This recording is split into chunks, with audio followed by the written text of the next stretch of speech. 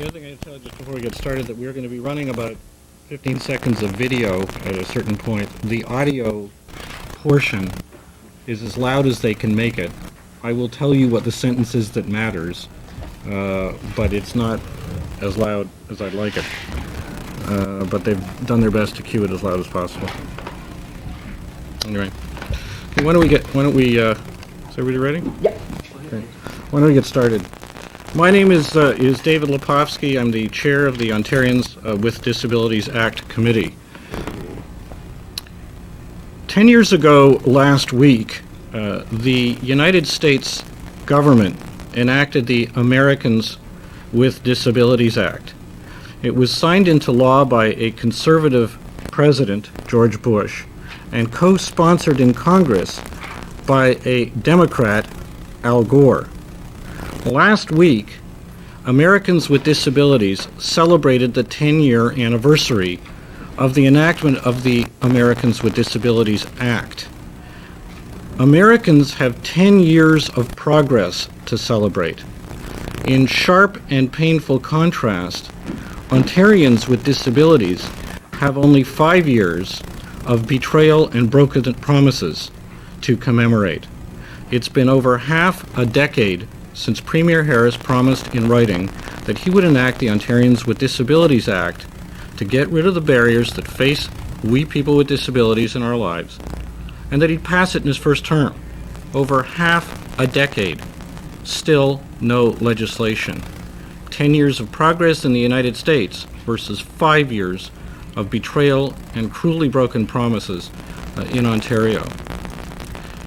As well, tomorrow, August 4th, marks the 2-year anniversary of the previous citizenship minister, Isabel Bassett, kicking off her consultation on what to include in the Disability Act. They started what they called a public consultation. It was actually closed, secret, and invitation only. 2 years ago, did it for about 4 or 5 weeks. 2 years later, nothing. Absolutely nothing. The Ontarians with Disabilities Act promise is Mike Harris's biggest, longest, clearest, and cruelest broken promise. What's news today is where we're at now and where we're proposing to go. The broken promises I've told you about from the Premier, who says he keeps all his promises, are not the only broken promises on this score. They're just the oldest ones. I'm here first to tell you that on the Premier's scorecard comes newer broken promises to us on this very subject. After the last election, the government announced in last October's throne speech that they would provide an action plan on the Ontarians with Disabilities Act in this session of the legislature. It was a paltry promise with extravagant timelines. Nothing more than an action plan, and the entire duration of the session of the legislature to come up with it. Subsequent to that commitment, the citizenship minister, Helen Johns, responsible for that project, specifically stated that that action plan would be brought forward by June of this year. It's now August, and there's no action plan. In the kit of materials that you have given out today is included, among other things, a letter from the minister's assistant, a gentleman named Mr. Ronald Bowers, to me last Friday, July 28th, in which he claims that the minister, this is writing on behalf of his boss, the citizenship minister, says the minister never committed to have the action plan out by June. Now, you got to remember, from last October to this June, just to come up with an action plan, from the perspective of people with disabilities, that alone triggers a big and serious, give me a break. But even that they couldn't live up with, and they denied the commitment.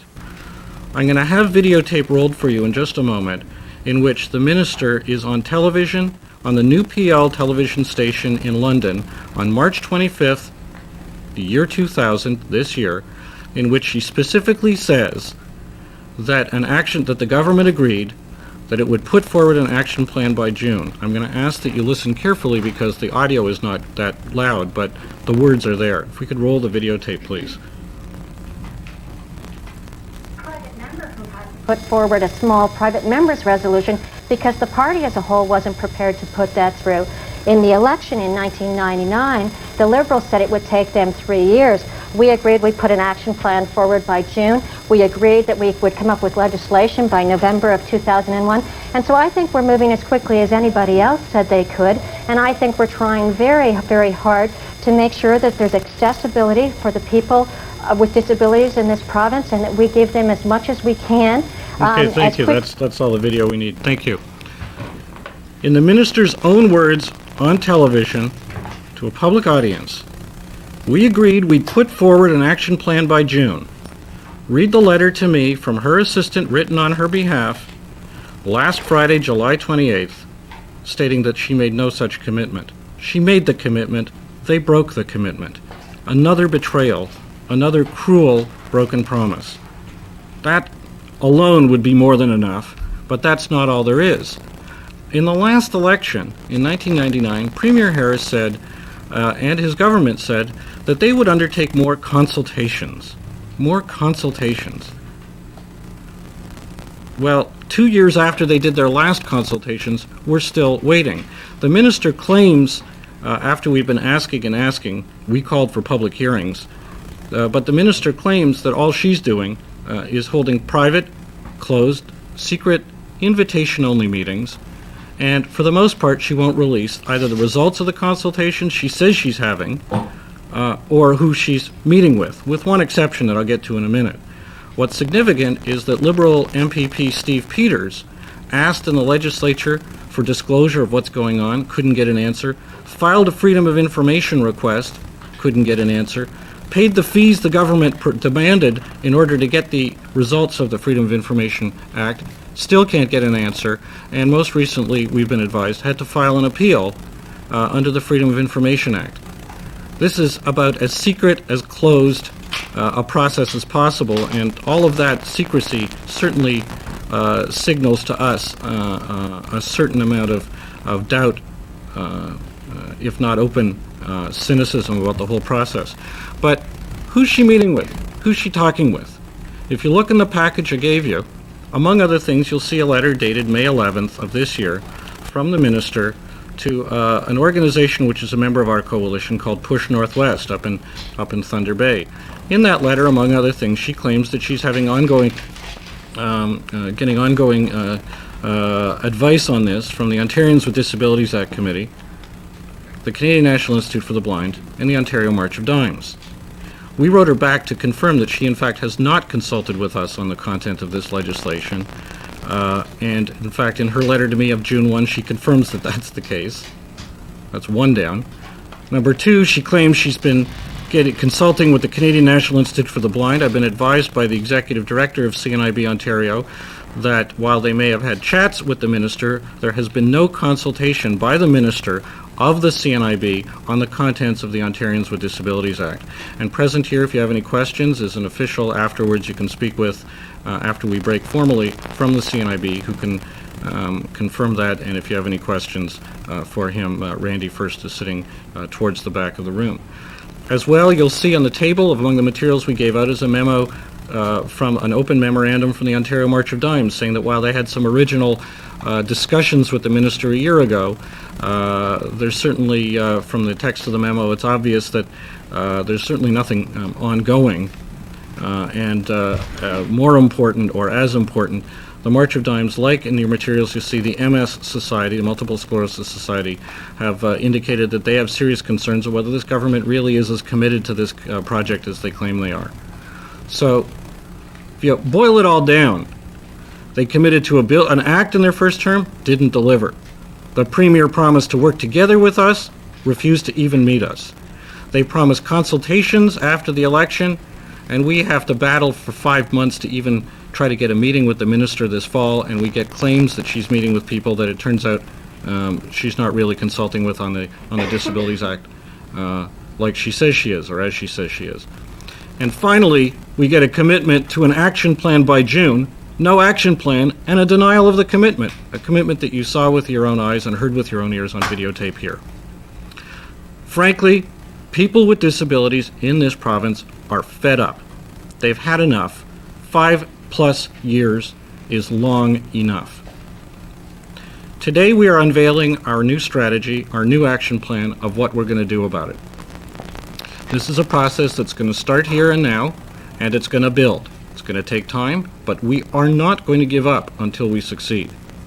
Our commitment and our goal is to get a strong and effective Ontarians with Disabilities Act passed, and passed as soon as possible.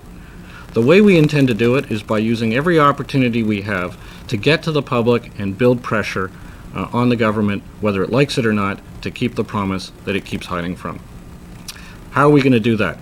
I'd like to suggest to you, or to outline for you, 3 main strategies. There will be more over time, but these are the core ones right now. First, we're kicking off today a new campaign which is based on the fact that if Mike Harris won't talk to me, if he won't talk to us as a coalition, maybe he'll talk to the public.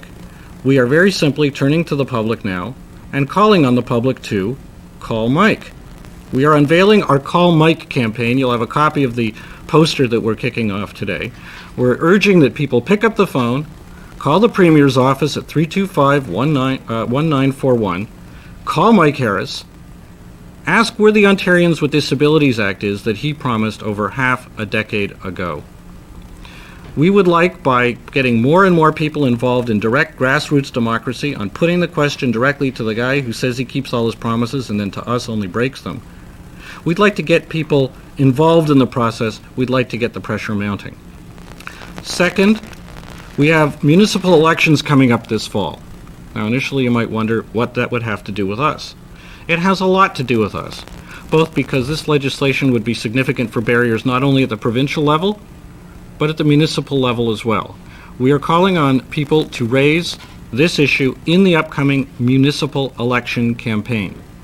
Do we think we've got potential for success? You bet. And the proof is in the materials you have in front of you. For the past 2 years, our membership and members of the public have been rallying at the local grassroots level to ask their local municipal councils to pass resolutions calling for a strong Disability Act and urging that Mike Harris keep his promise. You will see in your package of materials a collection of, I believe it's 13 resolutions, and in the email this morning I was reminded that in fact there's another one which we haven't documented and will get out later and post on our website.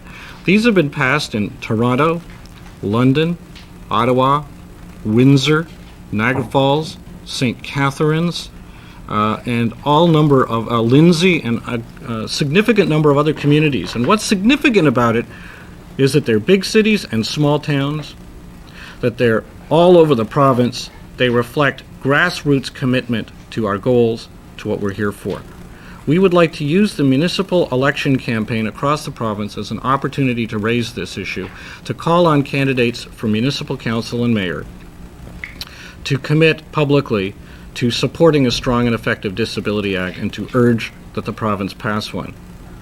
We also are going to be seeking that this municipal election campaign be a barrier-free one. Some of you may remember that in the 1999 election, the Ontarians with Disabilities Act Committee called for a barrier-free provincial election. Sadly, we didn't get what we were looking for. People with disabilities faced too many barriers when they tried to go to all candidates' debates and when they tried to vote, or even when they simply tried to get campaign literature. We'd like to see this municipal election do better than the last provincial election so that people with disabilities can make their votes count. Our third and final ingredient in our fall strategy pertains to the by-election that's expected to be called any time now in the Ancaster riding just east of Hamilton. There's going to be a by-election. It's a provincial by-election. We are calling on all 3 parties to state their platforms and to put their commitments on the record in that by-election, and we're calling on people with disabilities in the Hamilton area to participate in that by-election, just as we so successfully did in the last provincial election, to make our message count.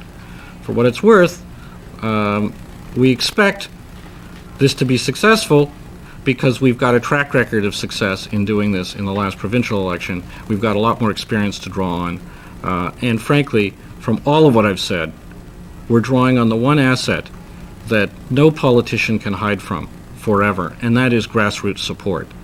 The activities that we're involved in are not the activities of some small corps or some paid folks who are just there to do this for a living. The activities that we're involved in are the activities of grassroots volunteer folks right across the province, organized in 19 regions. And with that, the one message that we would conclude with is, we ain't giving up. We're going to be back here, and we're going to keep fighting till we succeed. Happy to take your questions.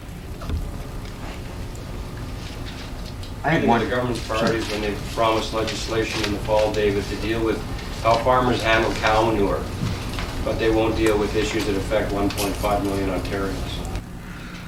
What does that signal to us? This government has put through record numbers of pieces of legislation, and they've done it at times with lightning speed. They've passed all the legislation they said that they had committed to other than this in their first term. You'll recall that the media coverage in the spring focused on the fact that the government was floundering about to look for legislation to introduce. And not only is it a matter of saying, not only is it obvious that they've got the time, not is it obvious that they've dealt with their other agendas other than obviously new crises that are hitting the fan these days, but as well, they can't claim that money's an issue. They said in the last budget they got $1 billion extra they didn't even count on that they're prepared to just hand back to everyone. The ministers of the cabinet are falling over themselves going around announcing and re-announcing money on various issues. They got no excuse, and that's probably why the minister, if you read in the correspondence, since we've been trying since April 24th of this year to set up a meeting with her, and the last word we got is that they're hoping to schedule one in the first week of September. We believe that the minister doesn't want to meet with us because she's got nothing to say. Why do you think they've been dragging their heels? That is the $64 million question, or should I say the 1.5 million people question. Why are they dragging their heels? They won't answer that question. We've tried to ask. They won't answer that question. I'm perhaps the best answer I could give you is go ask the Premier. But and I don't mean that glibly. I mean, they're the ones who are dragging their heels. What's our best assessment? Our best assessment is they're dragging their heels because they don't want to do it. They made a commitment, and frankly, they don't want to do it.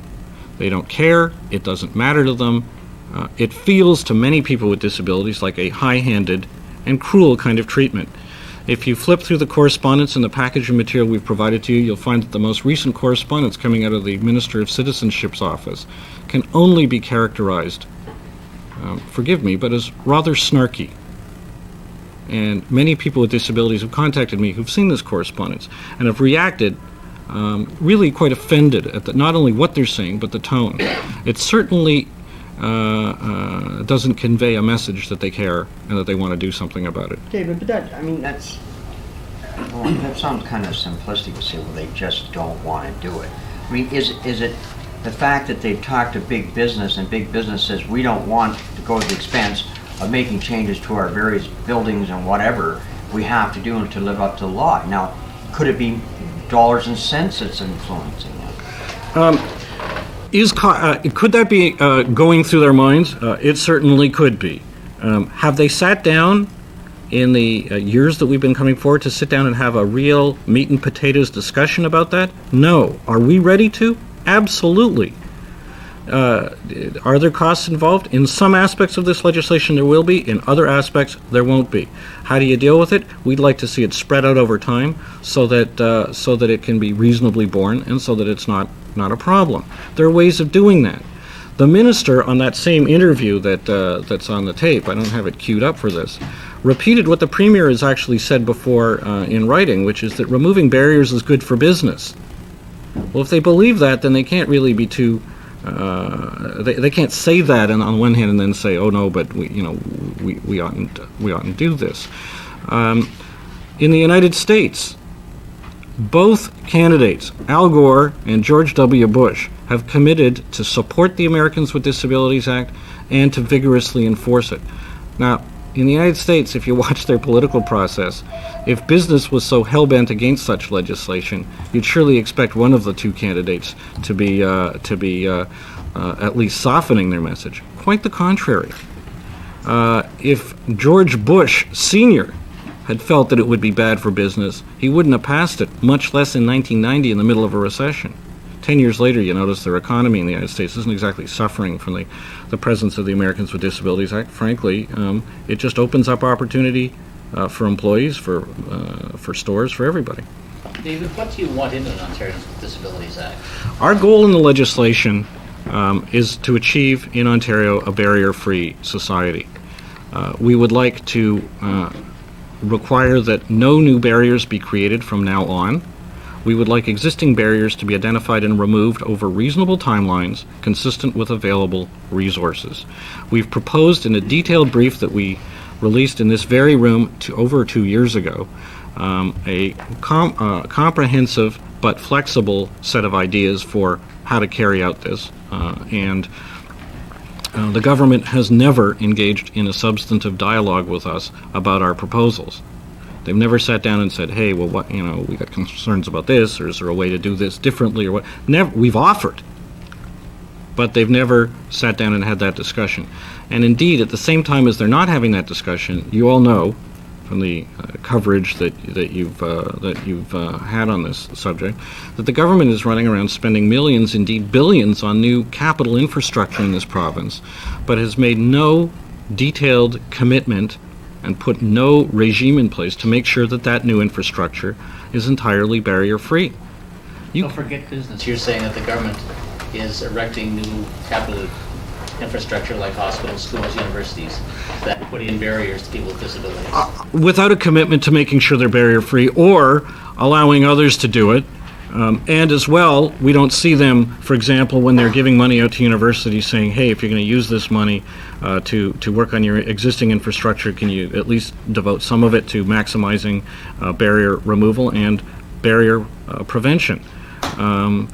The last government, the NDP government, had a policy requiring that new buses bought with tax dollars for municipal transit authorities should all be accessible. The Harris government first gave exemptions under that and then eventually eliminated that policy. Every new bus bought with tax dollars that's not wheelchair accessible, just as one example, is a new barrier created with our tax dollars. We'd like to come up with a way to do this that's cost effective. I will tell you that the way the government proposes to deal with it isn't cost effective. Their answer so far has been, well, you got the Human Rights Code. Under the Human Rights Code, we people with disabilities have to battle one barrier at a time, file a complaint one barrier at a time, and I would think that it is not in the interest of government or people with disabilities or business for us to have to go out and literally go step by step, literally, and file an individual human rights complaint against each. We need the Human Rights Code.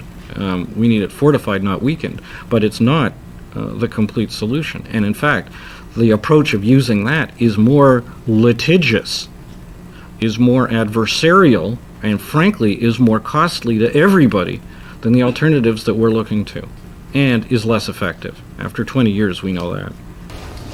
When you say there's 1.5 million Ontarians with disabilities, where do you get that number? Who does it include? Okay, firstly, where we get that number, and I bet that it's understated, in fact, I bet it's significantly understated now, is based on the federal census data collected in 1991 and federal survey data around that time. The HALS study, H-A-L-S study, Health and Activity Limitations Survey, which is federal data, which came up with a figure of approximately 17% of Canadians then. Multiply that times the population of Ontario. Now, frankly, that was then. 10 years later, as you know, our population is aging. Aging is the greatest cause of disability. And therefore, as more of our population is older, it is absolutely reasonable, if not obvious, to project that means that more of our population has disabilities. So that figure is probably low. And it involves, we can get the definition from the HALS survey, but it involves serious physical, mental, or sensory disabilities. I think you might have more luck now that the baby boomers are, of course, aging, and that they'll put pressure on this government because there's more of them.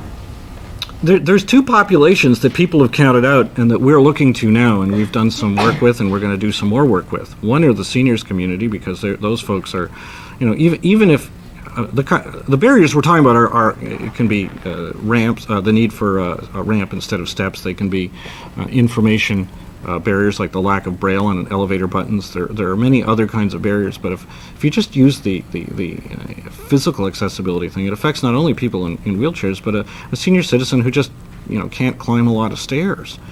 But that's one population. The other population that's starting to show interest in what we're doing are kids. Kids with disabilities don't want to grow up and be left with the society that Mike Harris is currently on the road to leaving them, which is a society full of the barriers that we adults with disabilities have to face.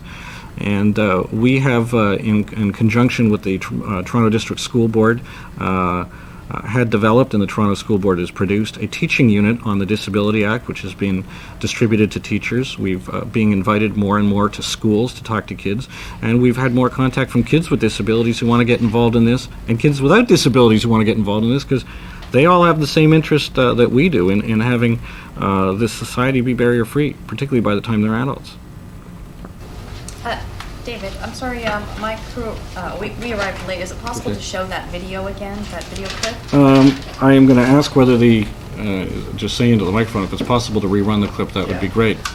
Thank you. And if you could maybe just give a little explanation. Okay. All right.